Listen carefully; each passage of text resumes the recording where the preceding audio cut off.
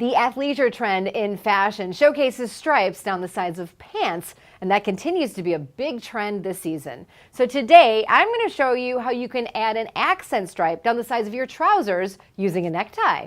Let's get started. DIY by Jane, brought to you by KaiScissors.com for sharp, smooth, fatigue-free cutting.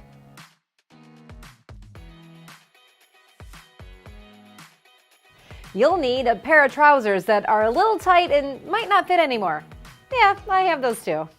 Two matching neckties, your Kai KSR seam remover, a pair of Kai 5000 series scissors, available at KaiScissors.com, and a sewing machine.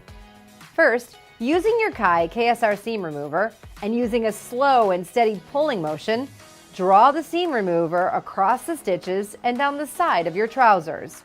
It's a good idea to do one side at a time. Next, line up the skinny end of the tie to one side of the waistband and pin in place, all the way down the pants to the ankles, and sew. Okay, cut the tie for hemming later and then save your tie scrap for another project. Turn the pants inside out and pin the other side of the tie down the trousers and sew.